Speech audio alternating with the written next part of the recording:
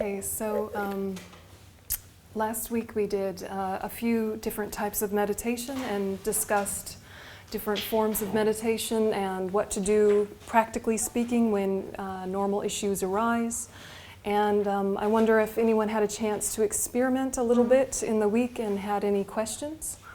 Are there any questions so far? How's it going in there? Processing. Yeah. Perfect. Oh, tick. I tried the 9. Yeah, 9 round. I did it 3 times. I've done 3 times. Made me feel really good. Right. Yeah, I did it in the evening. Saves money on sleeping pills. Great, really. Saves money learning to meditate. Yeah. Yeah. That's great. That's great. So you were feeling into it enough that 9 rounds was not enough. You gave it another few, just kept going? Well, in the morning it wasn't that effective yet, but in the evening, it was a build-up and then Nice. so it was great. Oh, that's great. Other people, what were kind of the favorite ones that you learned or the ones that resonated? Some of them, I'm sure, connected more than others. What was your experience? Yeah. Now I also found that this 9 round of breathing was effective when I had difficulties in getting into meditations that helped me kind of relax the senses. And then the question arose about, I meditated around attachment. And it was very helpful this week of detaching. And I was wondering, with all the theories of, the psychology and psychoanalysis, how does that kind of fit in if you can just sit for a few sessions and ease your way into these big issues? I'm not saying that I'm sure that it's not a quick fix remedy, but one has to be persistent. But together with that, it seems like, is it just like the East does its thing and the West continues to do its thing with the... It's interesting because there's a lot of discussion about different ways of achieving inner health, right? And I think sometimes it boils down to what is your reason for inner health? Do you want to just be happy, or do you want to be happy and beneficial? What is standing in opposition to your peace?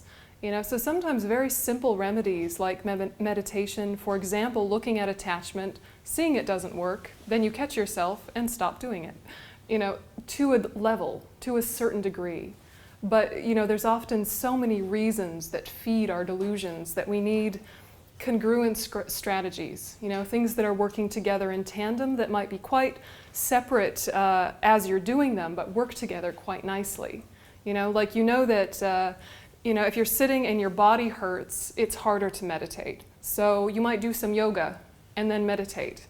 And yoga and meditation are not the same thing, but they work together very nicely, right? So similarly, something like psychology and psychoanalysis and various forms of kind of Western thinking, even Western philosophies, can work together with Eastern work, even though they're very different.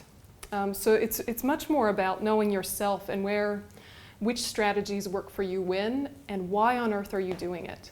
And it might be that slowly you upgrade the reasons why.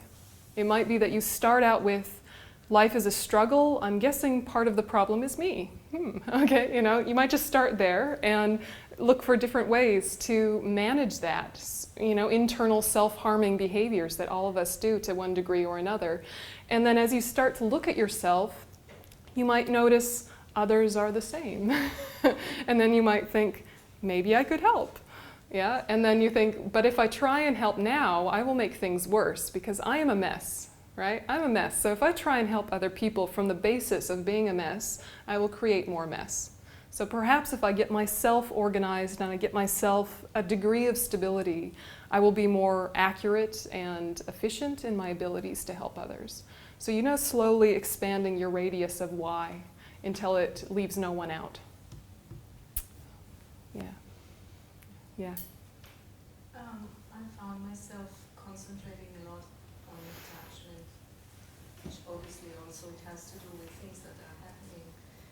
And there were 2 experiences that I noticed that are happening. One is, the best case was that I felt I wanted it. Mm. I really wanted to get rid of attachment. And it was a wish, almost a prayer, because I understood that just working on it wouldn't work. And I felt that there was something necessary from outside, like, because the prayer, you're kind of asking that it will happen. And when this didn't work, I was asking that I will ask to ask. Yeah, right. Yeah, taking a step back. So I'm wondering whether it's the right thing, or it's the first stage, because there is no way I will just get rid of attachment. I mean, it's too overpowering. Yeah, absolutely. Well, I mean, anybody been to AA? Don't raise your hand. But right. But some of the first things they say in Alcoholics Anonymous is, you first need to recognize that there's a problem, right? Similarly, you need to see that attachment's not working out well for a long time before you can do anything about it. It's like it increases your willpower to work on it by seeing how many times it's done you a disservice. Attachment's been saying, I will help you be happy, and you say, oh, I shall follow you. And then you do what it says and it doesn't work out, and you say, right? And you see again and again with this background intelligence that is looking for proof, right? Your intelligence says, okay, I understand these teachings on attachment. I understand why this ruins my life, but still, I've got my little habits and they serve me well. But now your intelligence is engaging with your daily life to watch for proof how it's not been working. Yeah, you're looking for that disappointment that comes at the end of an enjoyable moment. Yeah, you're looking to see that it's actually ruining your peace, not bringing your peace, right? So it's that watching process. It's not like a forcing process. Stop being attached. It's not like that. It's an active observation waiting for proof of what you already have understood. So when you're in your daily life, that waiting for proof starts to unlock the habit naturally. Rather than you feel like you need to uproot something fundamental to your nature or something, it's much more that the power of your wisdom embarrasses attachment and it kind of shies away. Yeah, you go, oh, I'm doing that again. That's embarrassing, right? And so you don't have to tell yourself stop. You naturally stop. And so analytical meditation is to build the strength of your intelligence and to build the strength of your watching in daily life. Yeah, and then that natural unfolding under the light of wisdom happens. Yeah, you don't even need a huge analysis in daily life, right? You're just watching and noticing patterns are starting to come again, maybe something different this time. Yeah, it's just a watching and a gentle adjusting. So when you're, this praying process, really in Buddhism, most of our prayers are to ourselves, right? You're praying to yourself to remember what you know and for what you know to come to the surface and motivate your daily life. And of course there is, help from outside, but however much we're able to be assisted by the outside world or by holy beings is completely dependent on our receptivity. Yeah? How open we've made ourselves. So that initial function of prayers is to open yourself up. Hear your own wisdom. Yeah, it's interesting to see what starts coming up when you meditate. Even if you do 9-round breathing and it's not especially analytical, just stuff starts coming up in your daily life where you realize, habits. I have many habits. Right? Yeah, what else has been happening? Or questions?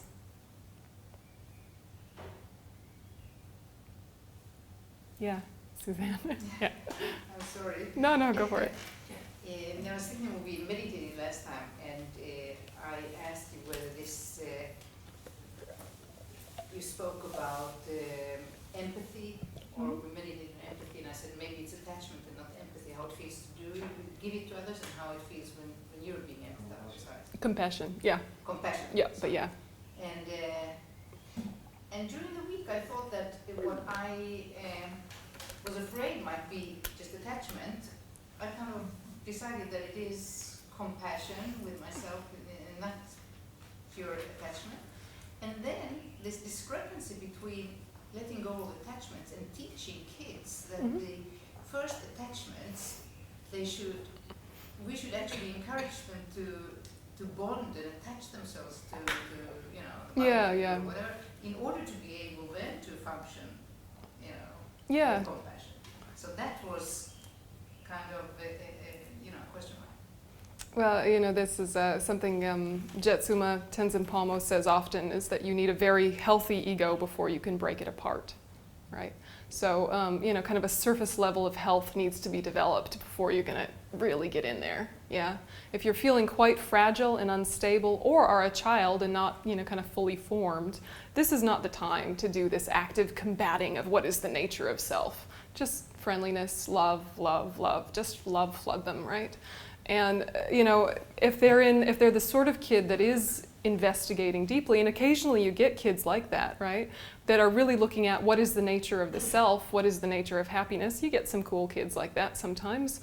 Those ones have the conversation, but still, you know, in such a more gentle way. And then we ourselves notice, is there some childish aspects still present in us even as adults where we're going to need to approach it very gently. Yeah, ways where maybe we had gaps in our development, and so we can understand the teachings intellectually, but emotionally we're not quite ready to go there. We're a little bit too fragile. We need more preliminary work. You know, so there's many things you will understand intellectually how they might work were you to do them before you're actually able to put them into practice, and that's totally fine. But it's good to go back to what is the definition of attachment as well. Right? Because a lot of what you're describing sounds like love, right? And love is fine. Love is encouraged. Love is to be cultivated. More of that, right? Love is the wish for others to have happiness. So attachment is really an exaggeration of the potential of outside things and people. And because of that exaggeration, your expectations are flawed. And when your expectations are flawed, they're not met. And when they're not met, you get angry. Yeah? So this is one of the many ways that attachment dysfunctions, right? So when you talk about attachment in a more psychological sense, I think it's describing something slightly different.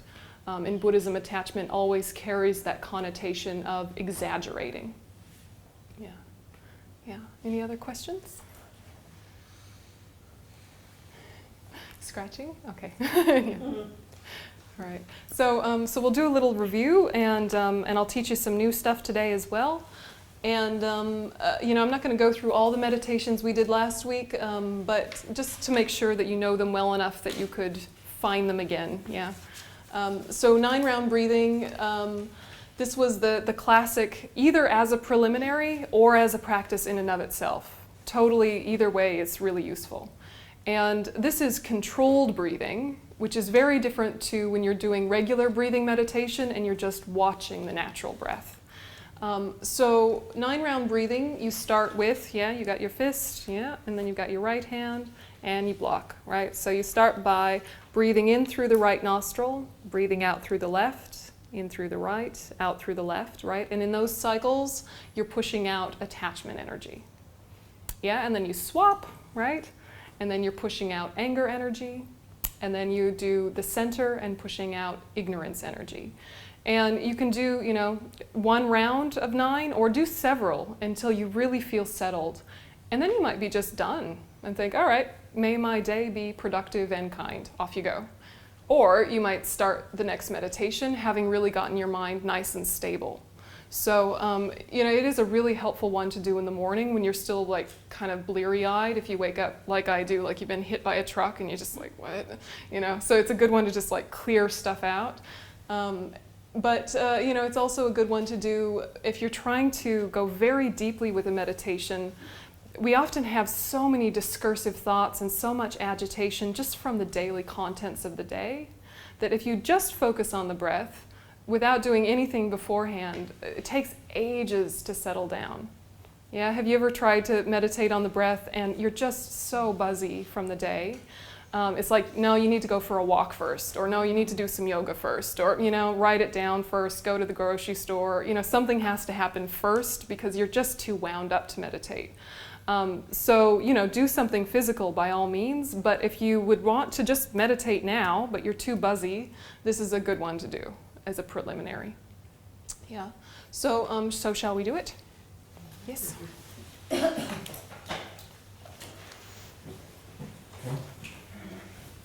So we'll do it as a preliminary to clarity of mind meditation. All right, so we'll start with generating a positive motivation.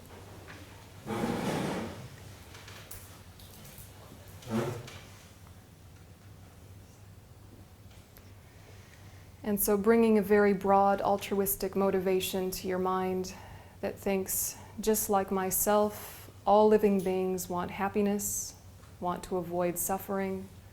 Therefore, may these practices help me achieve those aims.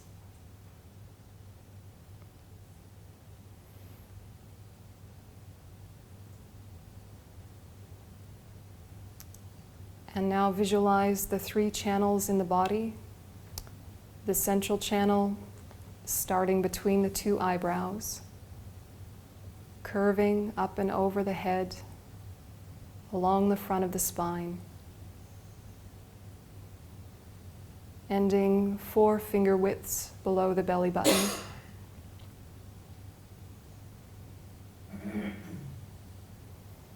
The central channel is about the width of a pencil, flexible and clear.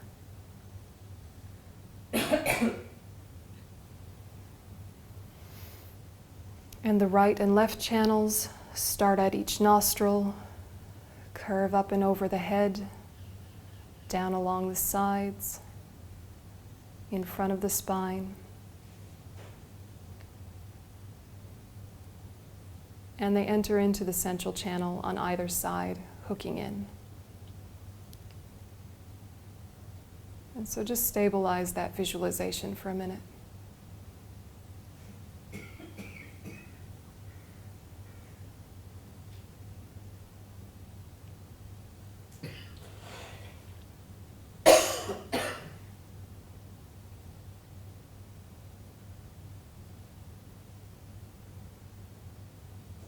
And start by breathing in through your right nostril, clean, clear energy, all the way down.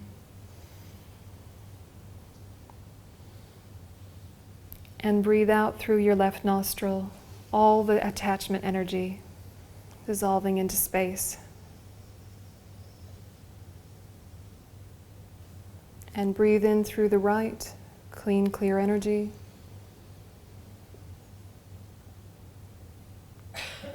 And breathe out through the left, pushing out all the attachment.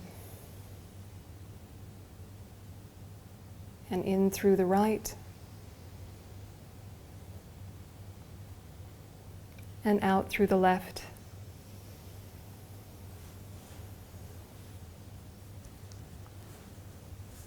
Now in through the left, clean, clear energy. And out through the right, pushing out all the anger, dissolving into space. In through the left, out through the right, in through the left, clean, clear energy, out through the right, anger dissolving into space. Now breathing through both nostrils and breathing out through the central channel, imagining ignorance energy dissolves out between your 2 eyebrows. Breathing in through both, breathing out all the ignorance energy. Breathing in through both. And breathing out. And now try another round at your own speed. starting with breathing in through the right, out through the left.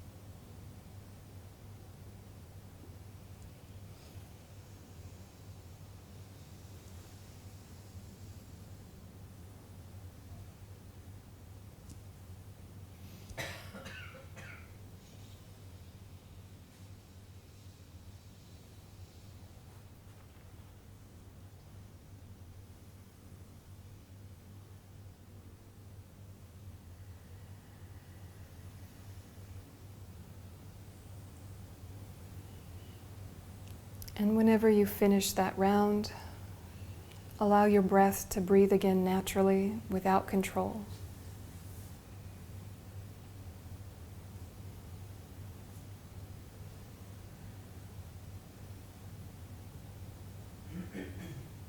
And watch the uncontrolled breath, making it your focal object.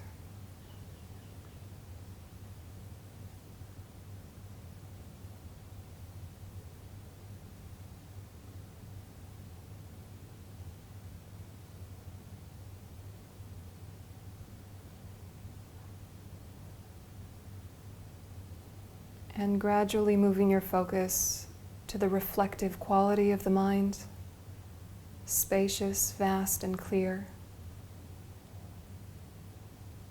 Thoughts and feelings will arise, but they're not your primary focus.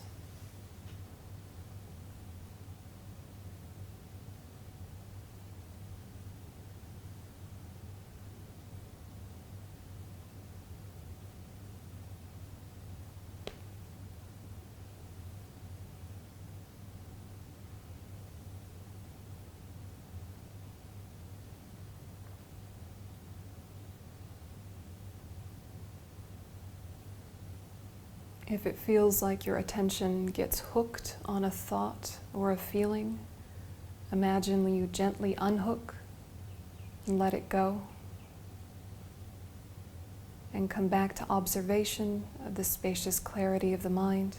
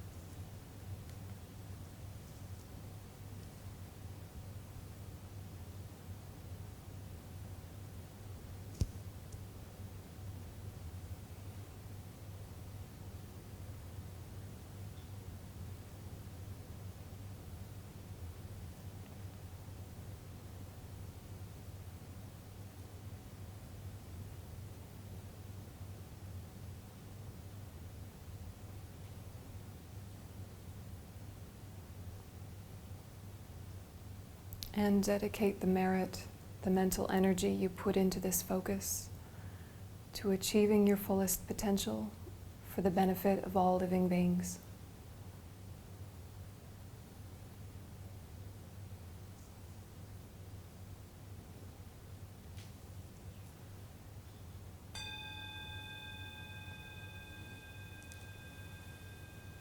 Gradually relaxing your focus.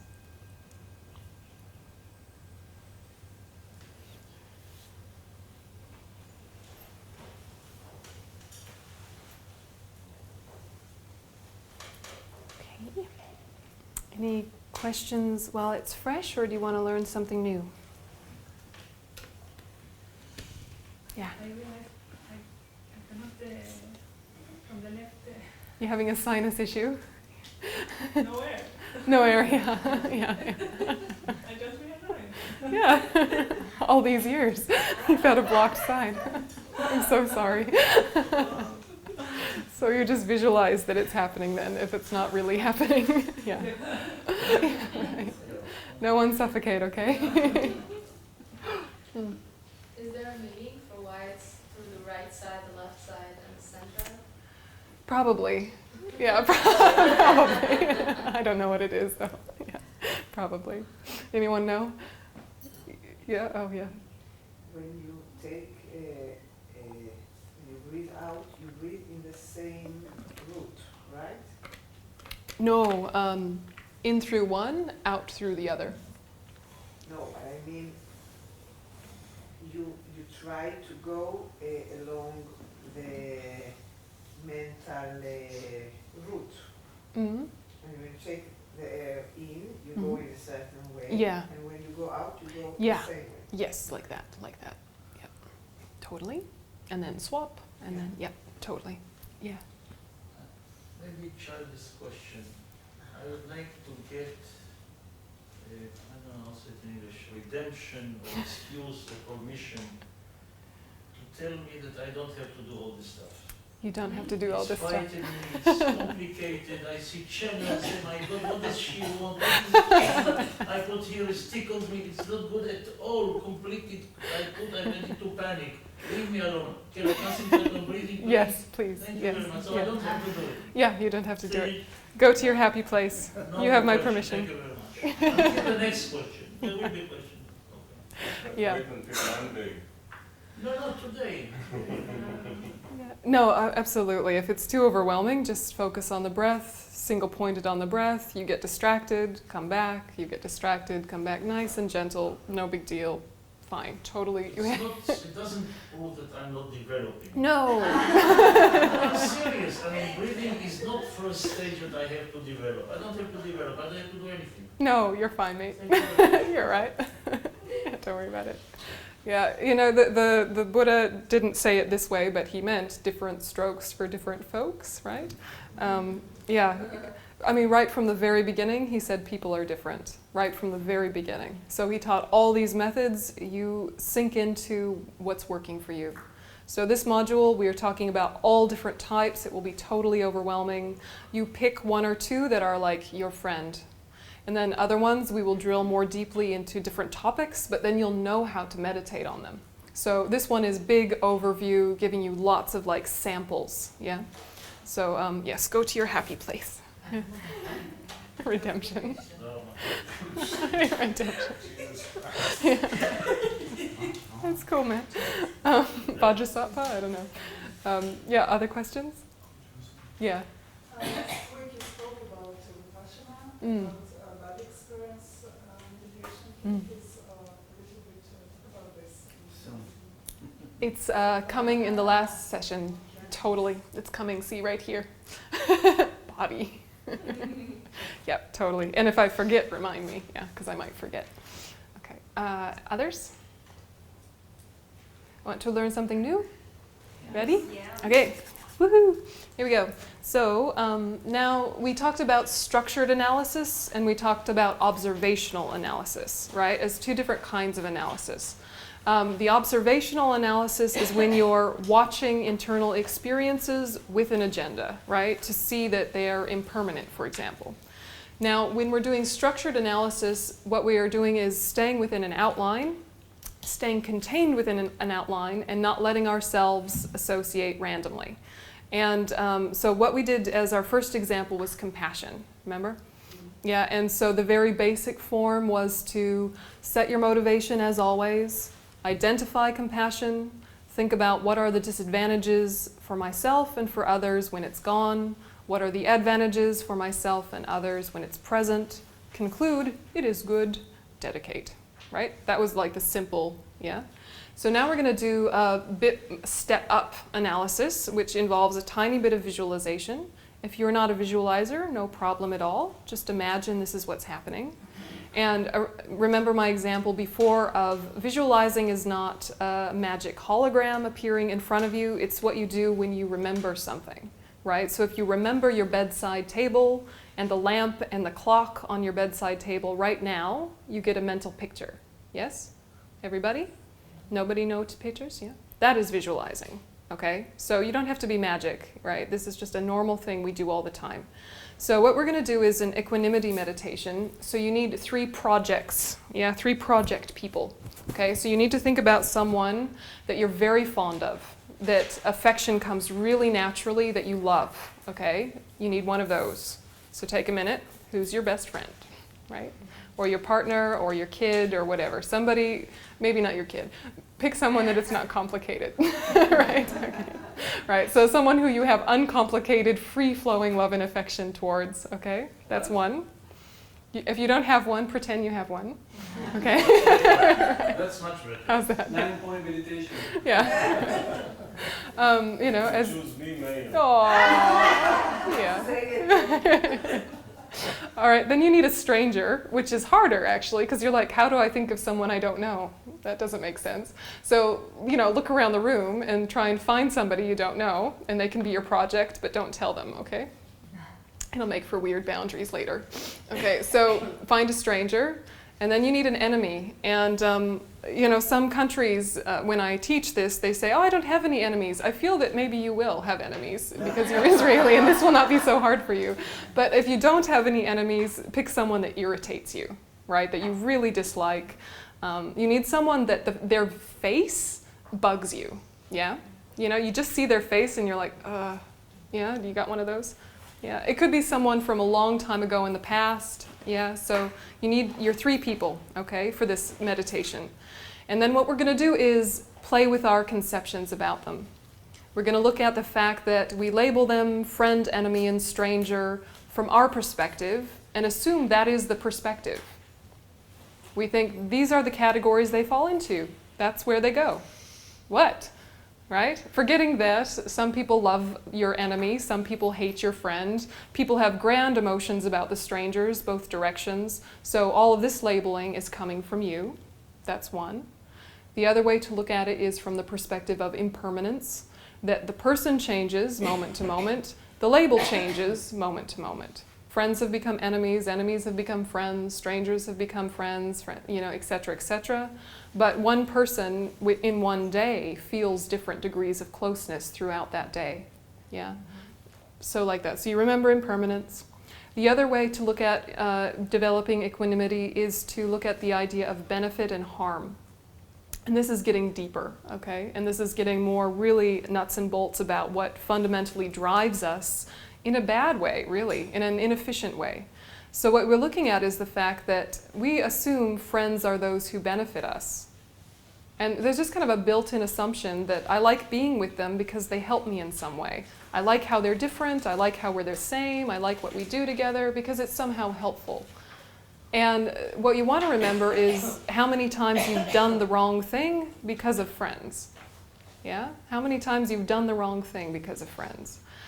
Things like that, okay? Then with strangers, to think about all of our everyday happiness comes from strangers in terms of material resources, right? Roads, furniture, food, these things come from strangers. So they actively are benefiting us constantly.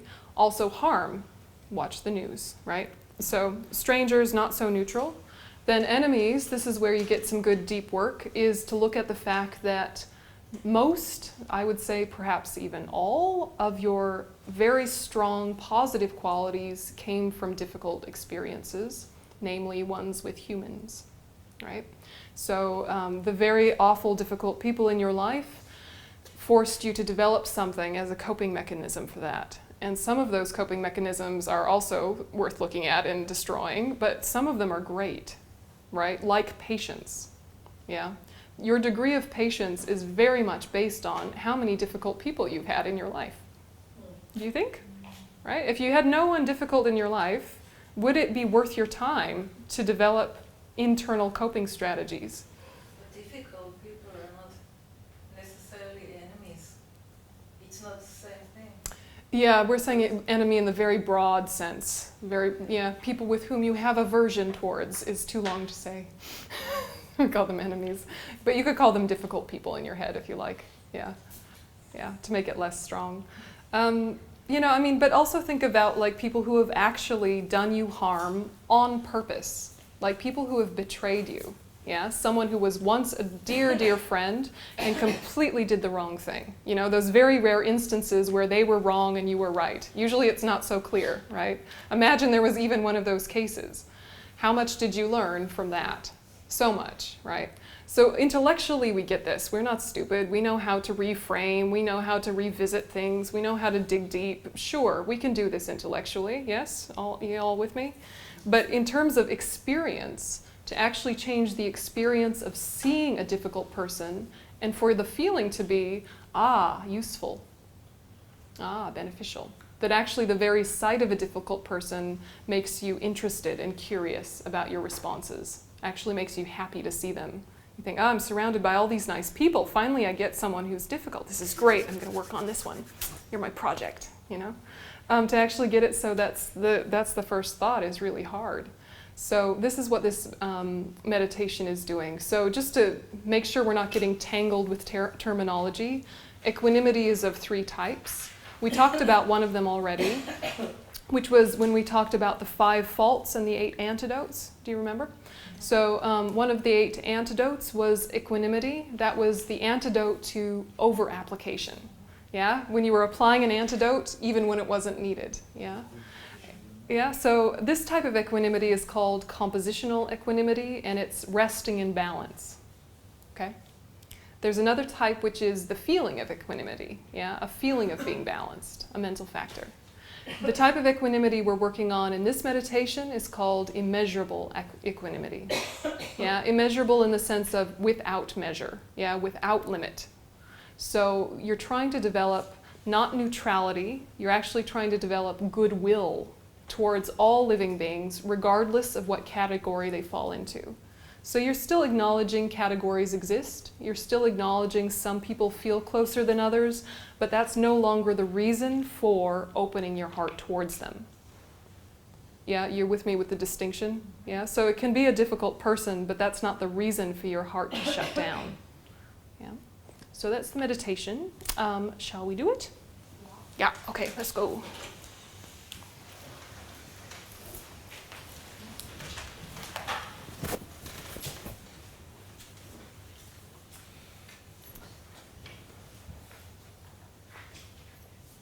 Okay, so take a minute and revisit your motivation. Put it into your own words. Let it connect. Why are you doing this? Making the reason broad.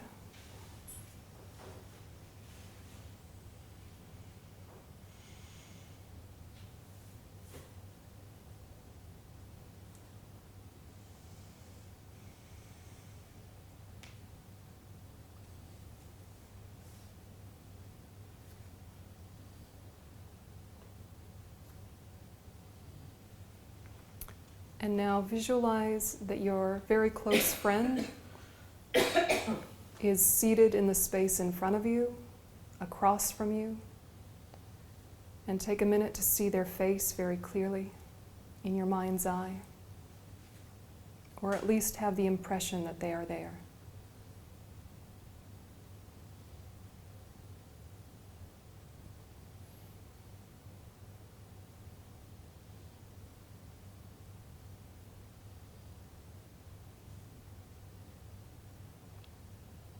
And as you think about this close friend, list for yourself, why is it you've labeled them this way? Don't filter yourself, don't edit yourself. Just list, why is it they are my friend?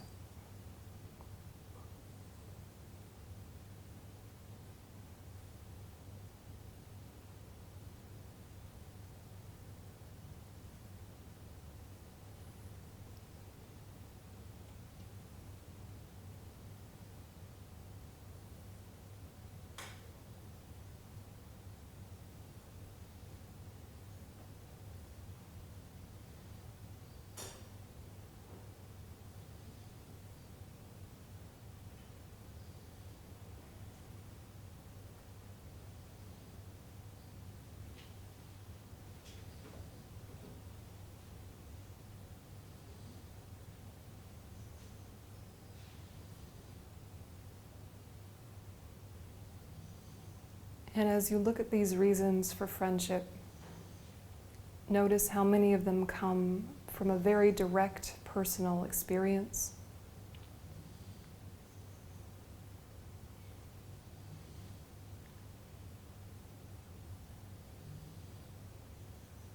That you are the projector of the label friend, that the friend label doesn't live there on them independently of you.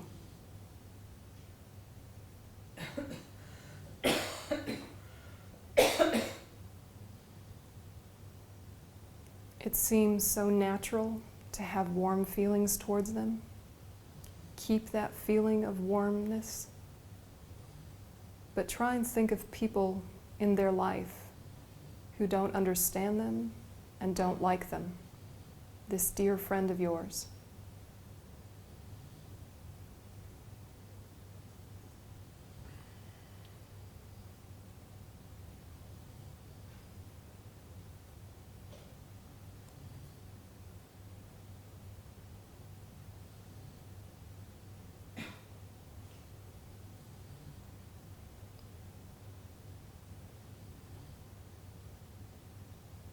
You see one part of the story, these third parties see another part of the story. And coming with their own projections and opinions, you label this friend differently based on personal experience.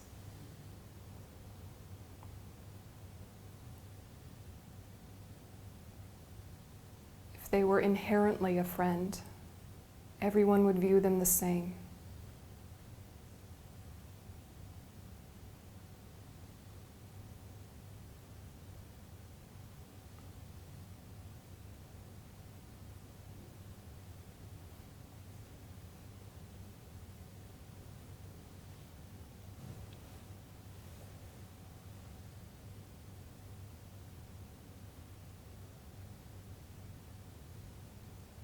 And look at the impermanence and changeability of this label friend. If you spent one full day with this person, how many shifts and adjustments of closeness and distance would there be? Is it identical each moment?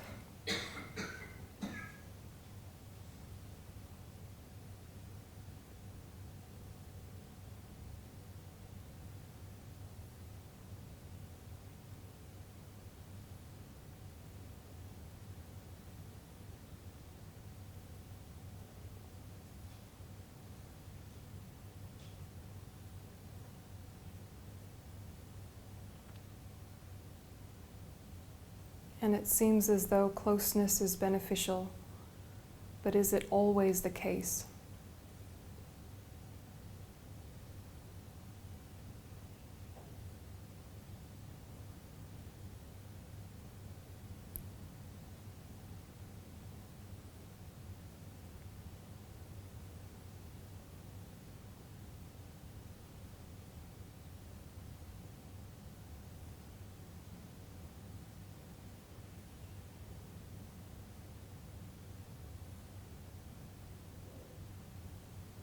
And so think that you keep that feeling of warmth and love towards them while the attachment side, full of unrealistic expectations, drifts away, dissolves.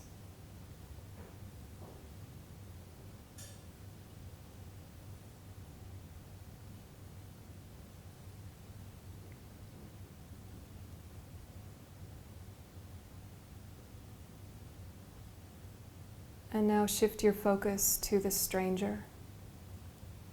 Try to see their face, their physical posture, seated in the space in front of you.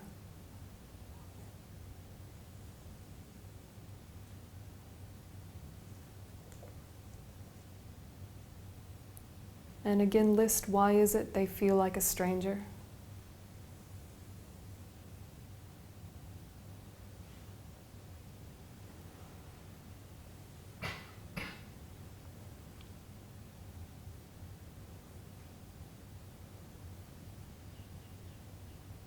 You might have mild curiosity, mild indifference, strong emotions not coming naturally.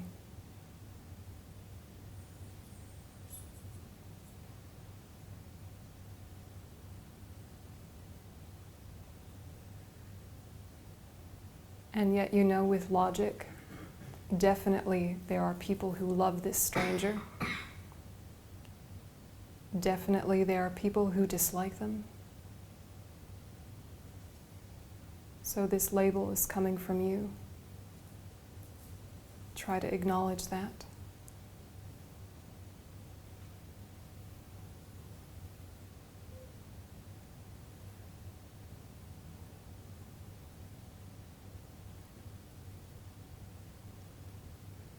Should a stranger be the cause for indifference, when it is strangers that are the cause for so many different happinesses and sufferings in our life? Is indifference reasonable?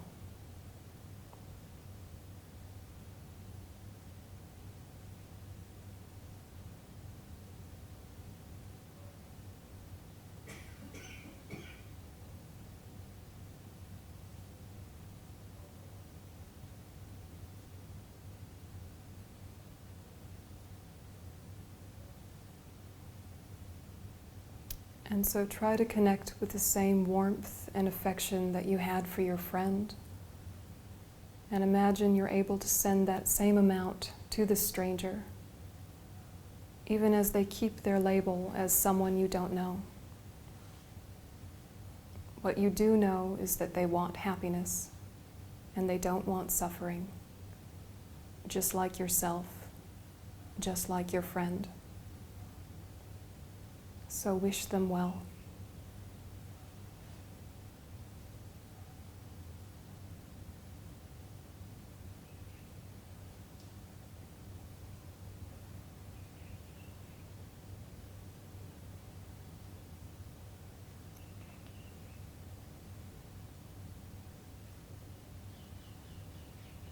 And shift your focus to the enemy or the person you find very difficult.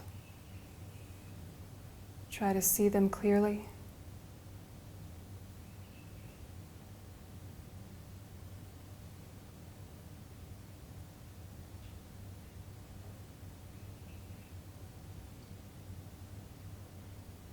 List your reasons for this label without getting lost in any old dramas.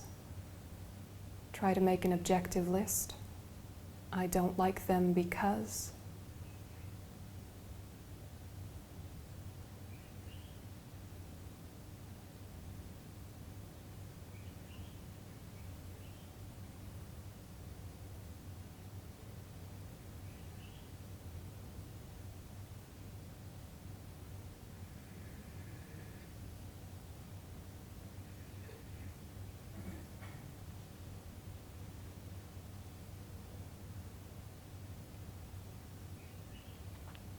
And bring in your logic that knows it is certain there are people in their life who love them, people who are indifferent towards them, that this uncomfortable feeling you're experiencing with regard to them comes from you, not from them. Otherwise, everyone would feel the same. They are only a condition for your discomfort, not the primary cause.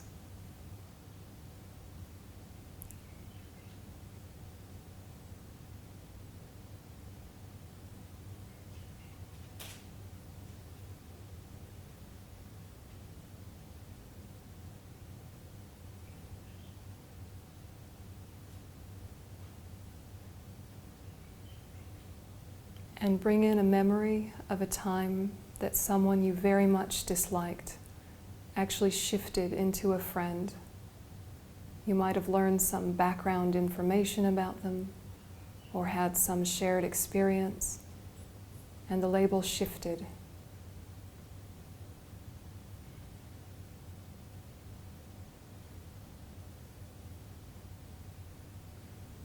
Allow the possibility that shift is possible.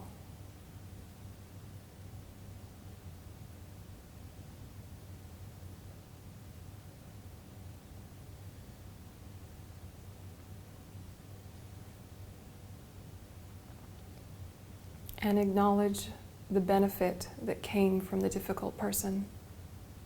Even though they had no intention to benefit you, still benefit came from the way you worked with your mind, from the skills and resiliency you developed because of them.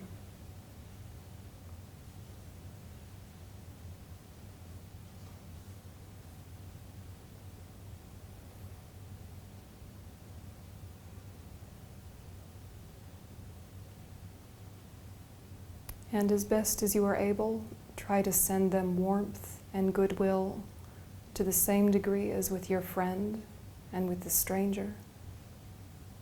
Even while acknowledging perhaps wrong was done, that doesn't have to be the reason for my heart to close.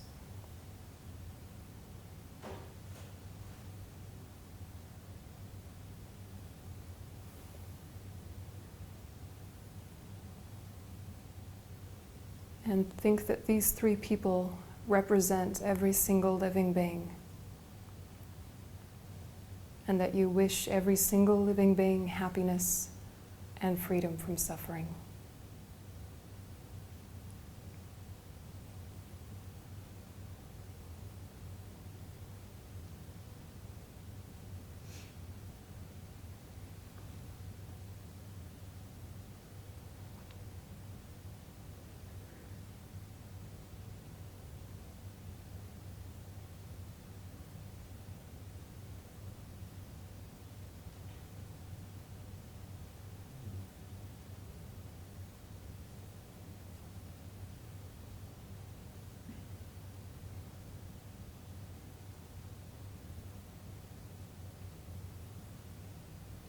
And dedicate the merit you put into these thoughts to your complete enlightenment for the benefit of all sentient beings.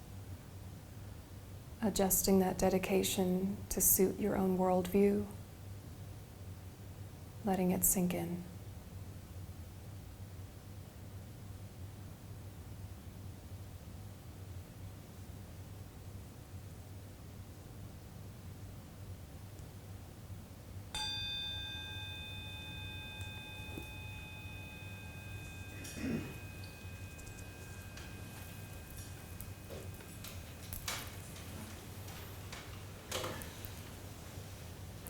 Okay, so we'll have a break for 20 minutes, and after the break we're going to do something a bit different, a bit of a group exercise. You explained to them, yeah? Okay, great. So have a cup of tea.